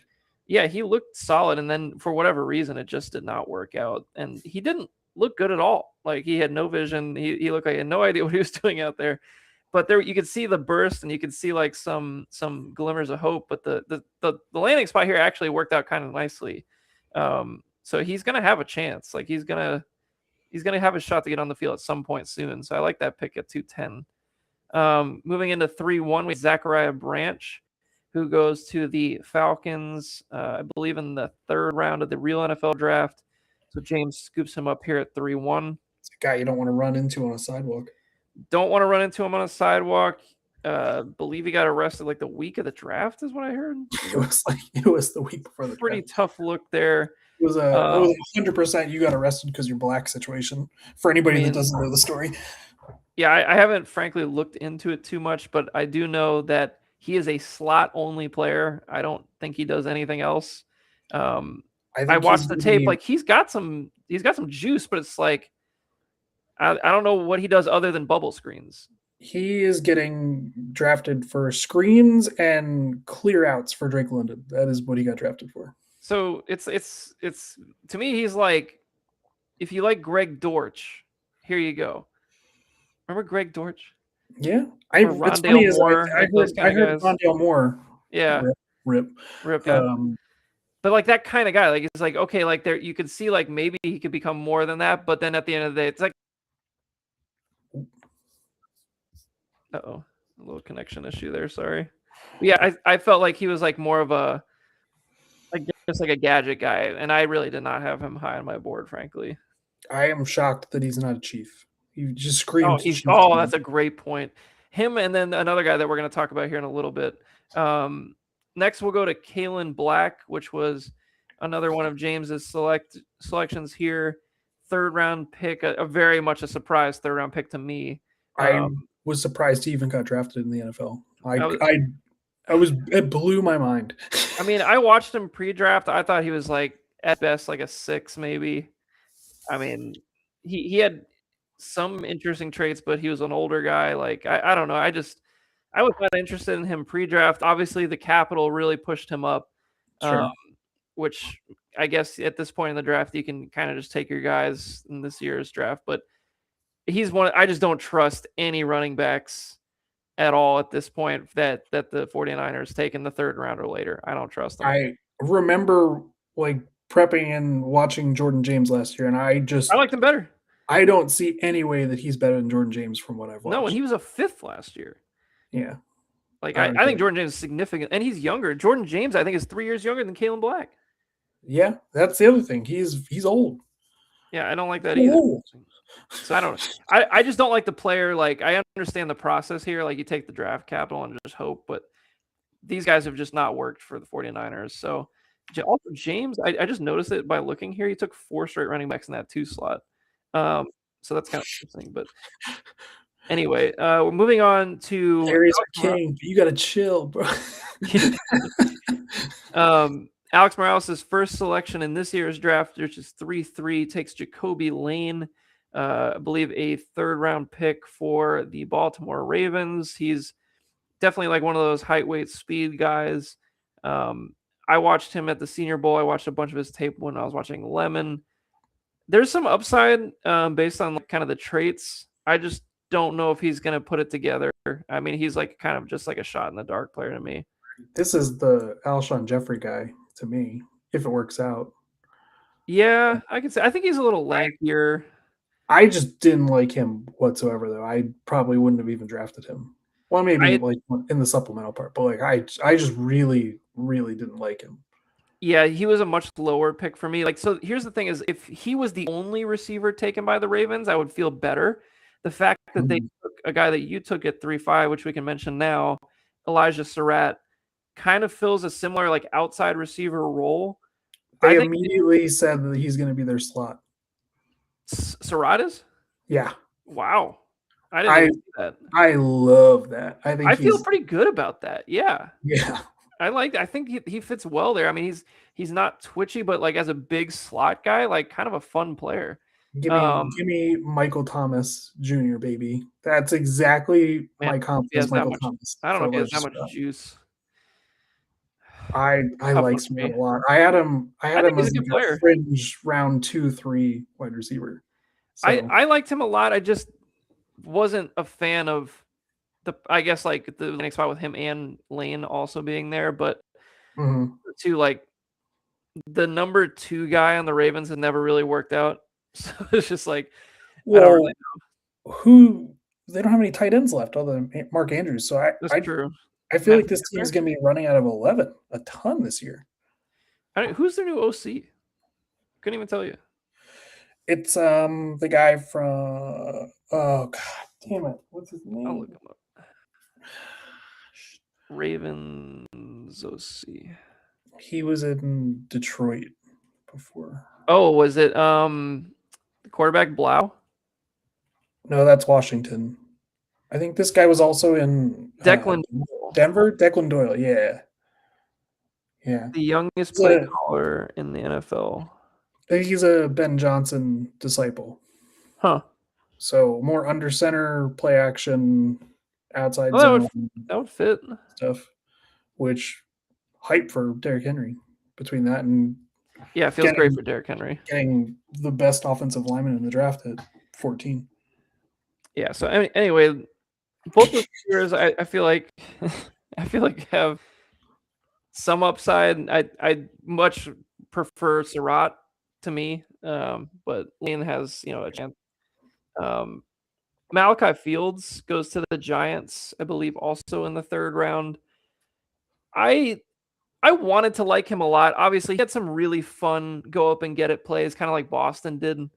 It's funny that these 3 guys went back to back to back in our draft. Yeah, there's a lot of similarities. Yeah, like Fields is the one guy that like I just never saw him separate. Never. Like he even at the Senior Bowl, there was always somebody in his hip pocket, and I just don't know athletically if he's ever really going to be like a twitchy enough guy. Like to me, like I see him as like an Allen Lazard kind of guy. That's good. Like, where it's just like he's not really going to do much for you, but he'll be a good 3 or 4 on your team, and you won't have to really like worry about him. He'll just be like a fine player. Which, I mean, the Giants do have like an opening to him getting on the field with kind of the lack of talent. I will say they traded up to get him, and they traded quite a bit up to get him. So interesting. They liked him quite a bit. Obviously, they drafted him, but yeah, they seem very happy, like in the post-draft press conference for him. So, and we'll see how much he gets to play in the early part of the year because I'm not convinced that Malik Nabers is going to be ready for the start of the year. I don't think he is. And then additionally, like realistically, it's like Darius Slayton and Darnell Mooney, so they don't have a ton of depth there. So I feel like he's got a shot to break in. Death taxes and Darius Slayton leading the receiver in New York. He's the best X receiver on the longest tenured X receiver in NFL history. Darius Slayton working around. There he is. There he is. Darius Slayton going for 140-yard catch every 6 weeks. Next up, Max Clare going to the Rams. I thought this was a terrible draft pick by the Rams. They do this. They've taken a tight end every year, I feel like, for the last 4 years in the draft. So I don't really know what they're doing. I believe I posted the Spider-Man meme of him and Terrence Ferguson just pointing at each other. Like, yeah, I mean, it's almost the same situation. Like the same. I don't really get it. Like, and I also don't think it helps Matt Stafford much this year. Kind of like this. I mean, obviously the Simpson pick we'll get to, but that was awful as well. Yeah, that's brutal. I don't like this pick. And then for fantasy, I don't really want any of these guys right now. Like I don't want Ferguson anymore at all. And I hold on. I statted out all the tight ends for. What do they all have? Like 162 yards? Like that's basically what it is. I don't want this. Like I have Ferguson in a couple other leagues, and I'm like I have no. I might cut him. I didn't even stat out Max Clare because I was like, why the fuck? He's not going to get any targets this year. But the thing is, he's only a receiver. He can't really block. So like, what else is he going to do? Ferguson doesn't block either. What the hell is he going to do? I mean, it's literally. Are they going to 13 personnel? Like, what are they going to do? I think like 40 personnel. I don't know. I don't get it. I really don't get it for them. I've got Higbee, Parkinson, and Ferguson combined for 130 targets between the 3 of them. So there you go. I don't like any of it. And then Parkinson's still there. I didn't even think about it. And I believe Davis Allen is still on the team. They have 5 too. tight ends. Yeah, they sure do. Literally should make the roster. But it's like I had Davis Allen on here with like 20 targets. I was like, why am I statting out somebody with 20 targets? Why do I fucking hate my life so bad? But you have why to. do I do this to myself? Because he's gonna get 20 targets. He's probably gonna get 20 targets. Sure. Yeah, it's crazy. Next we'll go to Chris Brazell, Carolina, also late 3rd round pick, I think. Goes to Dan Schwartz here at 3-7. he's a guy leading into the draft. Like, if you could just draw up a bust, like just straight up, it was Chris Brazzell for me. It was like, okay, is he big and fast? Yes. Does he do anything other than being big and fast? No. Is he a Tennessee receiver? Yes. Is he going to go in the third round and be completely overdrafted? Yes. Like, he checks all the bust boxes for me. Like, I just think he that was good not at gonna Tulane though, okay. and But they weren't a fucking wackadoo offense like Tennessee is. So I wasn't he wasn't the like the auto bust that Fields and Lane were my like, oh yeah, these guys aren't those were yeah. my two in the draft. I mean, Brazil was just like he just checks so well. The thing is, he was drafted lower than I thought he was going to go. So like Yes, I like it much better now that it's like late third, early fourth capital. If he was a second round pick, like I'm all the way out. I totally understand why Carolina would want to put him in that receiver room. Sure. It makes total sense to like Great pick by Carolina, honestly. Like speed, get down the field, open things up for your other two guys that are bigger but not burners. Not that they're like slow, but like, and you can then now move Tet around more, and you don't have to just have him live like 90% of the time at X. Right. That makes total sense to me because I think Tet is pretty dangerous out of the slot. He just doesn't get the opportunity to. Yeah, I mean, like to me, like Brazil is like a Brashad Perriman type, where like he could become like a serviceable star, but for fantasy, I'm not really overly interested. If it works out, it's going to be like the trajectory of like Alec Pierce, and you're not going to know until year 4. That's a great comp. That's a really good comp, Alec Pierce, because like everybody knew he was a projection coming into the NFL. Like we knew it was going to take a while, and it did definitely take a while. It took 3-4 years for it to happen, but when it happened, I was like, oh shit! Like he finally put it together. So like it's a true coin flip for me, but like he's going to get run. Like he's going to play out there. So. Not a terrible pick by Carolina at all. Carolina had a decent little draft too this year. I draft. I like the draft. Next pick, 3-8, Caleb Douglas. Multiple party poppers. I watch a lot of Texas Tech football out here. He was a fine player. Like I would have taken him in the 6th round of the real NFL draft, probably 7th round, something like that, because he has like height, weight, speed stuff. I was talking to my coworker who like lives, breathes, eats, sleeps, follows the recruiting of everything Texas Tech football. And I was like, what do you think of Caleb Douglas? And he said he would have been really cool if he tried and had hands. And I was like, oh, that's not what I want to hear out of a 3rd round pick. So like, I mean, I thought this was one of the worst picks of the actual NFL draft. I couldn't not contain myself. I was like, this is a bad pick. So I would have taken Chris Bell over him immediately. I don't even think it's a thought. If you flip flop him, it's better. 100%. I don't like it. But for fantasy purposes, like he's probably gonna have a very early shot to play. So you'll know pretty soon if he sucks or not. It's him and Chris Bell have the size. Everybody else on that team is tiny. Yeah, I mean he's fighting with like Jalen Tolbert for a role. Like I don't. Tutu Atwell. Again, Malik Did Washington. they add somebody else? Like a veteran. I know they had a Tolbert. I thought there was somebody else they brought in, but I forgot. Let me see if I can click this depth chart really quick. It wouldn't surprise me if this is a Stephon Diggs team, though. Terrace Marshall. Oh, Terrace Marshall. I didn't know he was alive. Yeah, man, this is such a bad room. I just don't think they have any money to sign Stephon Diggs, but he makes a lot of sense. He's already played with the OC in Houston, I believe. Right? Great question. Petzing Petzing or whatever his name is. No, Petzing's in Detroit. Fuck. I don't remember off the top of my head. All right, let's keep it rolling though. Xavier Thomas goes 3-9 to the Alex Morales led Muskrats. I thought there were some interesting comments after the press conference that he might actually end up like playing some running back, which that's interesting. I was like, oh, I didn't see that coming.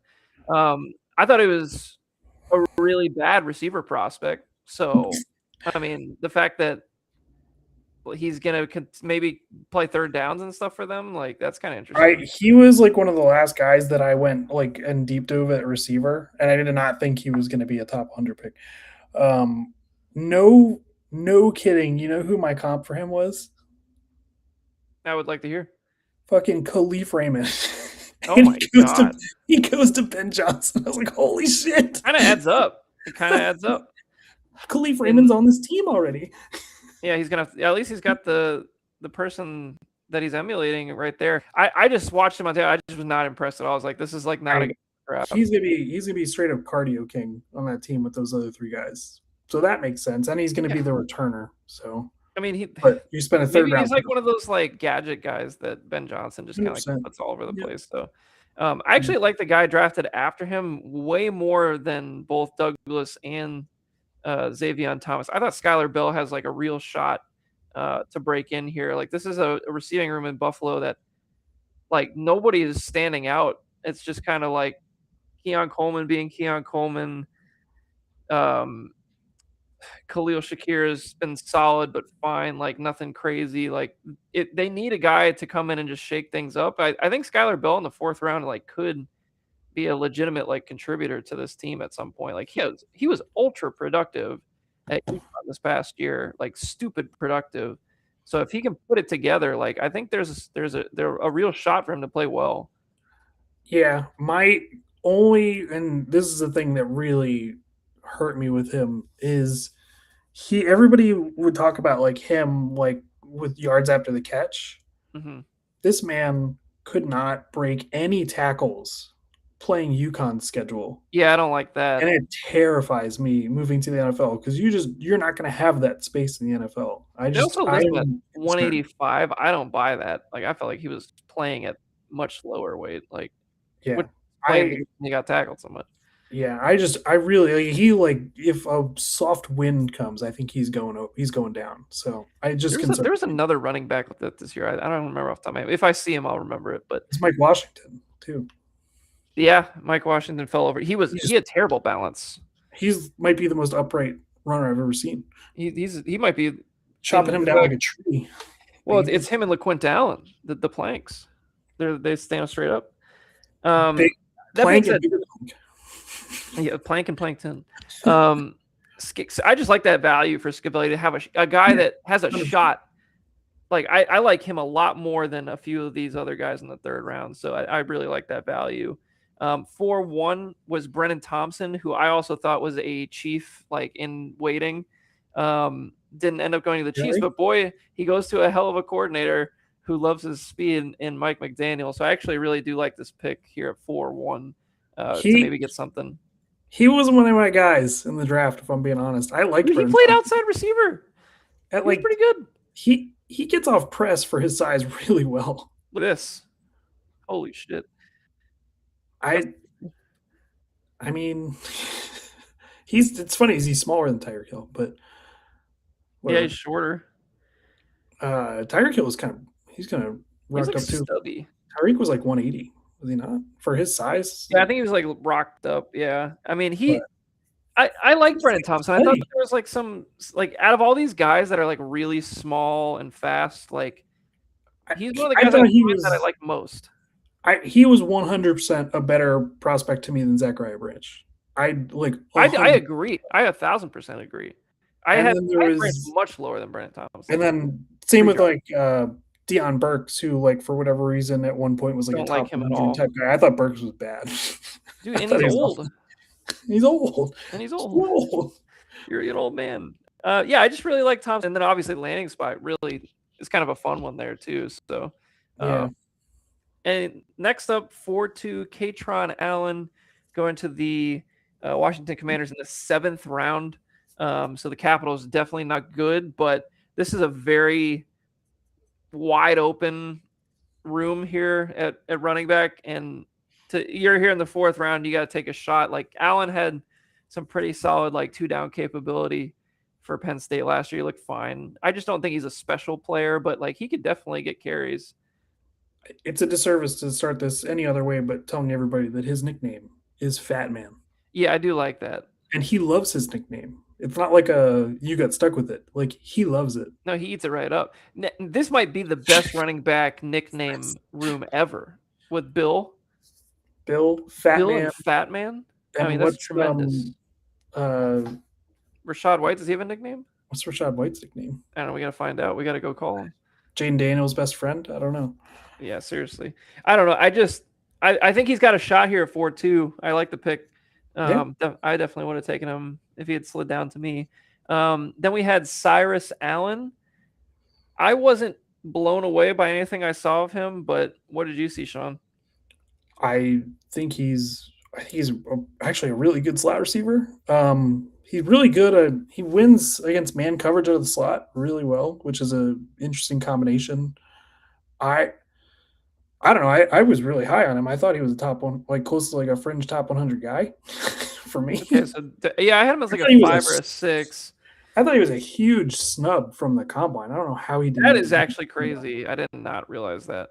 So my thing, after kind of like looking through the draft, and I realized that after you took him, I was like, wait a second, the Chiefs have no good receivers. Like they're really not good at receiver. So like if he can show anything, all he has to beat out is like Jalen Royals, who literally did nothing last year, Tyquan Mhm. Morton, who is not good, Nico Remigio. Like these guys aren't scary players to beat out. So like, why can't he do it? Like, what would be like? Why couldn't he do it in the 4th round? You know? If you're lining him and Xavier Worthy up against a guy playing press, I am much more confident that Cyrus Allen's going to beat that guy than Xavier Worthy. Yeah, I just don't think they're a talented receiving group. Like No. it's Rashee Rice, and then everybody else is either just fast or has some sort of like specific role that they play. I don't think any of them are like This, good quality receivers. this gets me into my not understanding why like it's a one team race for AJ Brown. Like if you're the Chiefs, just like why wouldn't you just say, fuck it, let's just trade our 27 first and I go win a I Super Bowl? would more than consider it if I was the Chiefs. I'd be trying to do it if I was Or the Chiefs. or the Rams. The Rams fuck them picks all the time. Like Yeah, I mean, like literally, like Rams. either one of those teams would be great spots. It doesn't have to be just the Patriots. Like, he's going I somewhere. that's what like I just in my head I'm like, I don't understand like who's bidding against the Patriots, or has it literally just been a done deal for so long that I just can't imagine it's like if it's been done deal, why isn't it done? What are we not? What are we doing? oh well it's all cap related Is for it just a June 1 designation yeah. situation? Yeah. And Okay. So then literally we'll know within like two weeks basically. June 1st it'll get announced. Yeah. 100%. That's I've already statted him out as a Patriot in redraft. that's crazy. All right, let's keep it rolling. Eli Heidenreich going here at 4-4. Fun player. Have no idea how he's going to be fantasy relevant, frankly, but His like if you're just looking at analytical comp, his closest comp is Christian McCaffrey. So which is what I'm saying to you is I mean, listen, I like the idea of Eli Heidenreich. I just don't know if it's going to happen. Hey, listen, it's 4th round. I don't know. Like he could literally just be a complete nothing burger. But I tell you what, like who out of between him, Rico Dowdle, and Jalen Warren, do you know who has the highest draft capital in the NFL draft out of those three guys? I mean, it's got to be Heidenreich. It's Heidenreich because the other 'Cause I two think yeah, were Warren, UDFAs. Warren was a UDFA, I know, and then Rico, I guess, was UDFA as well. Yeah, Yeah, that's great. That's pretty you wild, can't count Caleb Johnson because you got to dude. go. You got to be able to catch the ball, get a fair catch. He is just a brutal. Like to have him on your roster is tough right now. It is tough. Let's keep it moving. Oscar Delp at 4-5. I know you really loved him, so I'll give you the soapbox. What do you like? If I'm betting on a tight end in Dynasty, I want a guy that can play out of the Y and can be on the field in all situations. That's why I went after Tucker Kraft last year. Mm-hmm. So if I'm shooting for like high upside, I want a guy that's on the field and is a sick athlete, and Delp is both. So if it doesn't work out, it doesn't work out. But I really liked him. My comp for him was Scott Potter as a tight end. Like really, really athletic, literally all over the place, but just in certain situations his hands kind of just fall apart. Like I think when he gets in contested situations, it looks kind of ugly. But if you get him on those drag routes and like getting him out in the space, kind of like Scott did, like it was like, oh, this is a problem. Like we have a real problem here. So I think he has a lot of upside if he can clean up like just some little stuff in his game, and he has some blocking upside too, which is cool. He to me was a guy that was almost kind of checked out at Georgia last season because Yeah, I just want to know like why he wasn't good. Like the he deployment of that offense just it was Zachariah Branch. It didn't make any sense to me. Like that was the weirdest Georgia offense I can remember. I implore anybody to go watch Oscar Delp when he took over for Brock Bowers when Brock Bowers got hurt. That season was really good. So what's crazy is I remember because I was so hyper focused on Brock Bowers during that 2-year, 3-year run that he was on Georgia. There were times where Oscar Delp got the ball and I was like, oh shit, there goes Brock Bowers. I'm like, they didn't look all that different. And I was like, oh, that's kind of fun. Like who's that guy? I want to keep an eye on this guy for the future. It was Oscar Delp for years. That was the year that Todd Monken was their OC in Georgia. Yeah, fun times. All right, let's keep it moving. Ty Simpson at 4-6 to Alex taking another quarterback. I thought it was an awful draft pick.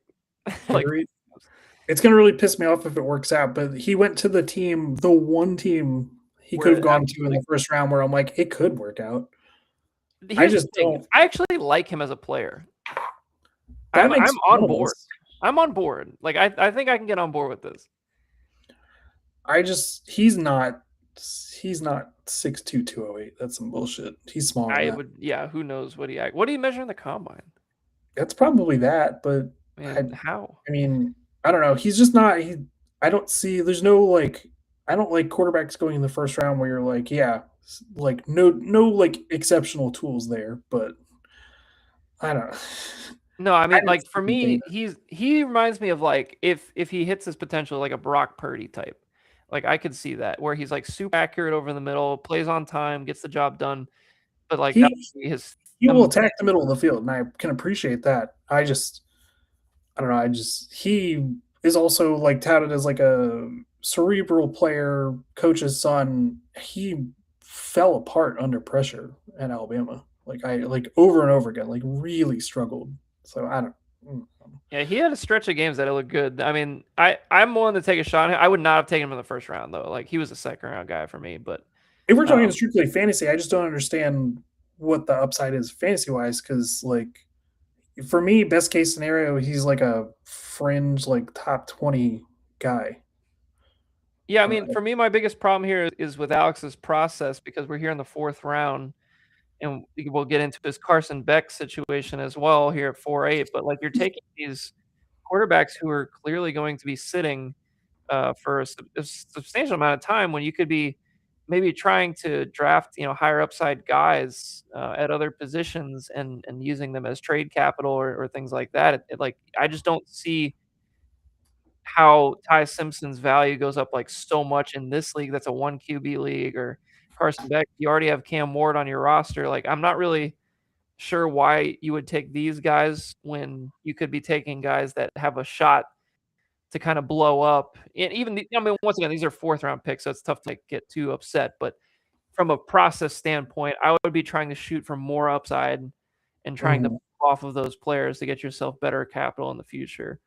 If we're not accounting for like an injury popping up or anything, I would say Carson Beck's probably got a better chance of playing this year of the two. Probably, yeah.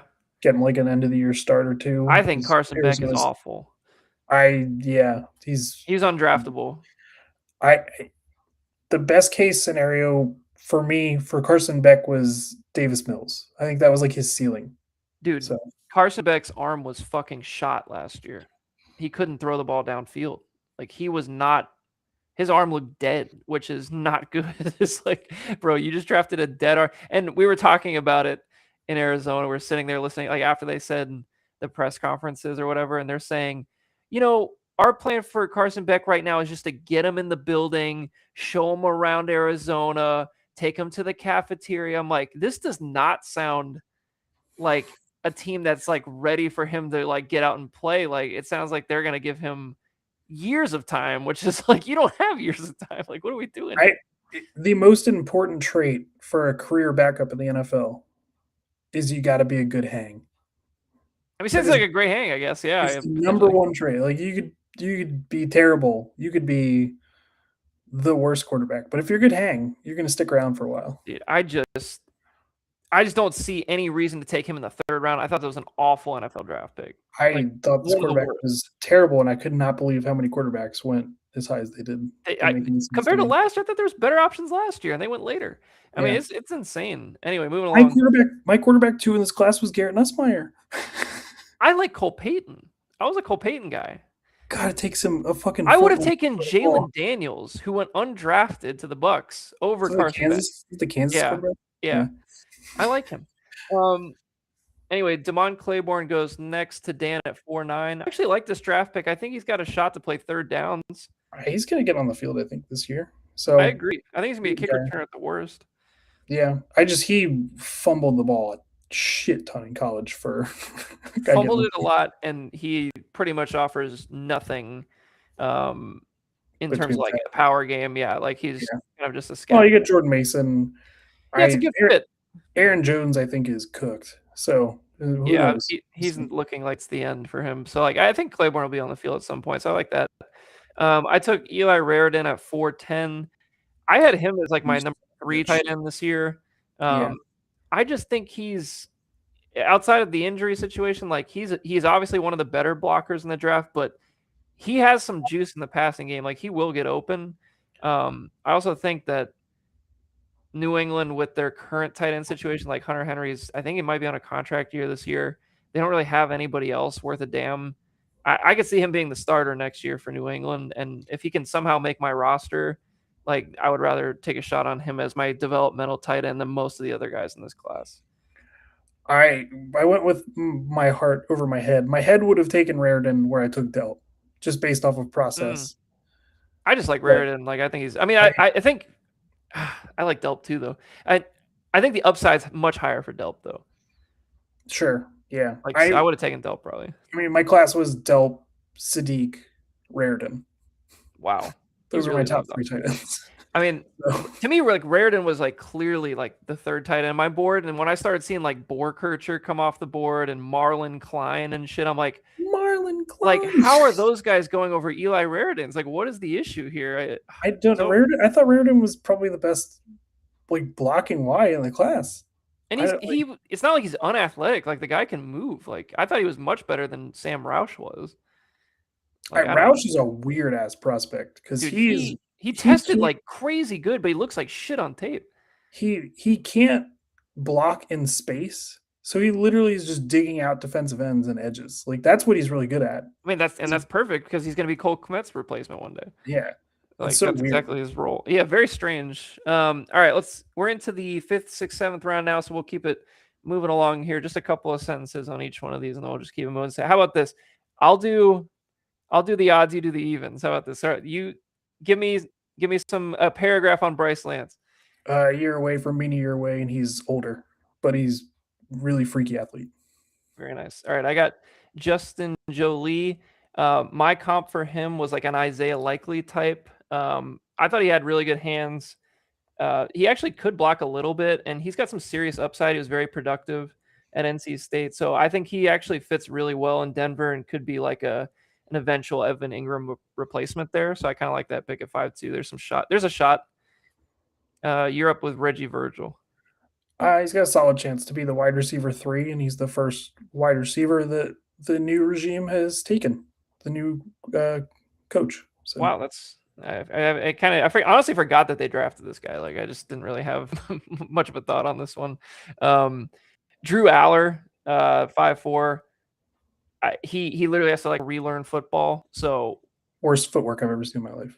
He has terrible footwork. That being said, the tools are there. Like I thought he had the most tools of anybody heading into this draft class. So like I mean, he could be really good. He's a definite project, but very interesting situation there with Will Howard, and I still don't know what the hell Pittsburgh's doing. So we talked about Deion Burks a little bit, but let me hear it. The Colts are really good at developing players, so Godspeed, good luck. Colts had a great draft, by the way. Love the draft. I liked it. CJ Allen value was insane. Love that. My pick here, John Michael Gillenborg, undrafted free agent legend. I actually love him. I think he has a ton of upside. He was my tight end 5. Dude, I had him in the top 100. I had him at I 96. loved, dude. He's good. He's just so Guy's hurt got some all the time. juice. He's got some jam. He's just so injured. Very injured. But like I was like, hey, shit, like he if he has a good like camp and good and like training camp, like he could be something. Like so I'll hang on. He's just very athletic for a tight end and he's got good size. So we'll see what happens in training camp. You're up next with Taylon Green. He's gonna be a great tight end one day. He's gonna go the who is that tight end that got converted? He's a pretty shitty quarterback. Who is that guy for the Commanders? Logan Wilson? Logan Thomas. Logan Thomas, that's right. That's it. Yep, Yeah. that's that. I can see that career trajectory. Seth McGowan here, probably going to be fighting for a depth role with Giddens. Him and DJ Giddens are going to have a death match. He looked mean. He looks upset. He's going to be the Joker meme of we're having tryouts. It's going to be him and DJ Giddens fighting for the 50 carries that they get on the year. I like to get Jay Giddens a lot coming out last year. I did too, yeah. I'm still hoping he gets some run. You're up, Cole Payton. 3 hours later, he's going to deliver the ball, but he's going to be potentially a good athlete on the field doing stuff. Like he could be something. Anthony Smith, I watched him. He my first thought, because he's like a really tall, skinny guy, is like a Robbie Anderson type for East Carolina. Like he's literally just like a field stretcher, and he's really old. So I just don't see how he's gonna be much of a factor at all. So he's probably just a cut, really. But I know it's your pick. So did you have any thought on him? I liked Anthony Smith a lot. He was another one of my guys in this draft. I just really liked him. But yeah, he's not going to be able to get off press anytime soon in the NFL, so he's going to need free releases. But I don't know. I could see him working in as like the wide receiver 4 in that team. But this is a pro Ryan Flournoy podcast, at least for me. So yeah, I actually like Ryan Flournoy. He was really good last year. Like really in the time that he had his shots last year. Then we had Alex taking the Giants defense, which is actually kind of like a sneaky one. They could get a lot of sacks. And then Deshaun Watson there to James, just trying to get a starter, I guess. The Giants are sneaky. The Deshaun Watson's the sneaky butthole. Like that quarterback fucking training camp situation is the biggest mess, dude. The biggest mess in the league. Is there any chance that Dylan Gabriel is on this team next year? There's no way, right? I don't think so. Does Atlanta just trade like a 6th round pick next year for? No, like why? He stinks. He's terrible. Like this is like Shedeur looked okay at times. Like what was the worst pick? Dylan Gabriel last year or Caleb Douglas this year? Oh man, very similar. I think they were both terrible. I'll give it to Gabriel because we at least saw him suck. Like we haven't even seen Caleb Douglas yet, so I'll give him a shot. I'll do George Holani here. Like he was pretty decent in carries last year, end of the year, so it's just kind of like an upside situation. Maybe get some run early in the year. You're up with Dulcich. I mean, he's going to get targets in this offense. He's proven he can be a good receiving tight end in the NFL, so he'll probably get some run. Got to stay healthy. And Mayer for Scavelli, probably going to end up getting cut at some point. But again, dude, like he's a free agent after this year. Could actually end up being something somewhere else. So like I'm monitoring the situation, as they say. Jeff Caldwell for me. Truly is the second best RAS score for a receiver in NFL history. The problem is he can't play football. So we will see how that goes. He's also old as shit. I think he's like 24, 25. So it's again, he's so old it's not available. Yeah, it's neither is John Michael Gillenborg. But yeah, they're literally just like also Kansas City has a pretty good track record of like late round picks and undrafted free agents being decent. So I figure I'll take a shots. To give an idea of how deep into the shit I was with wide receivers before the draft or before the combine this year is I texted you about Jeff Caldwell before the combine. That's insane because like I caught on a little later because I was like, oh, let's just see like if this guy has anything. And then obviously the combine was nuts, and it's like, oh shit, he could actually be something. And then I watched the tape, I was like, no, he can't be anything. So it's like it's a tough time out there for the Jeff Caldwell contingent. You're up next, Roman Hemby. I mean, the other Indiana running back. I don't. I feel like I don't- Roman Hemby, the name, is the most busty name I could think of, like for a running back. You Like call he him a sounds like a bust? guy that like I'm just saying, like if he gets like some run and then like has like a preseason where he's like good and everybody remembers him, and then we think about him in like 7 years, be like Roman Hemby. Like he's like one of those names. I heard a basketball version of that yesterday. Really? Who's that? Do you remember the big white guy, Chris Mim? Chris Mim. Great name. I think Wow. I don't even know how I remember that. I was like, Chris Mim. Who did he play for? He played for the Lakers. Oh, that's right. Man, Chris Mim. What a great name. He stunk. I love those kind of guys. Everybody, you just knew who he was, but you knew he was terrible. Those are my favorite ones. Those are always the best ones. Colby Young, height, weight, speed guy. I thought he actually like looked halfway decent at times for Georgia. They just never got him the ball. I'll get some cardio in for you.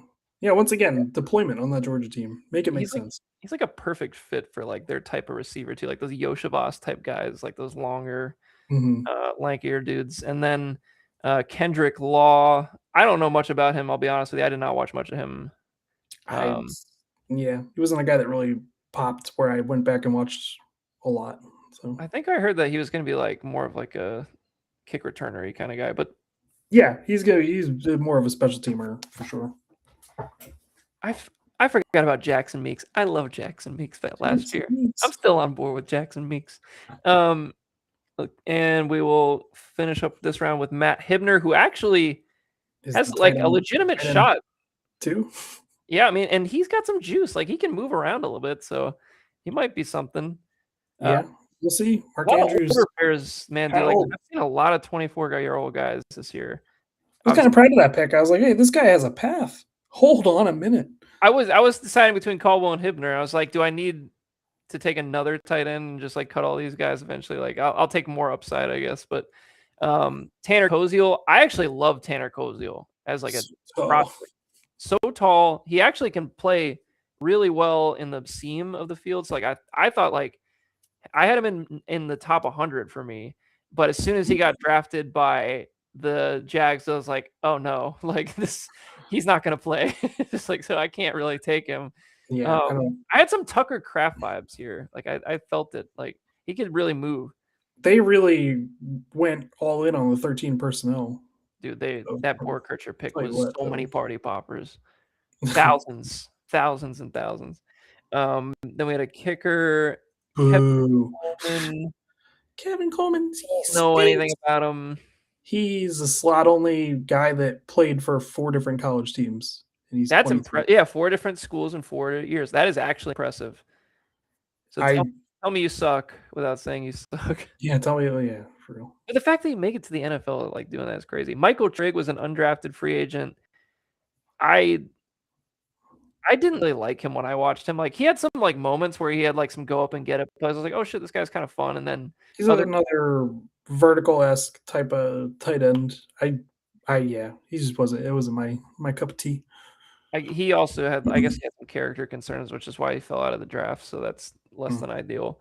Aaron Rodgers to Scavelli, he can't help himself with the veterans, but he might actually play. So I mean, like it's useful. Jalen Tolbert, I actually thought that this was like he might have some playing time this year and gets targets. So I was like, fuck it, let's just shoot. I thought this was the year where I couldn't find many 6th and 7th round guys I wanted to even like try to roster for like the training camp time.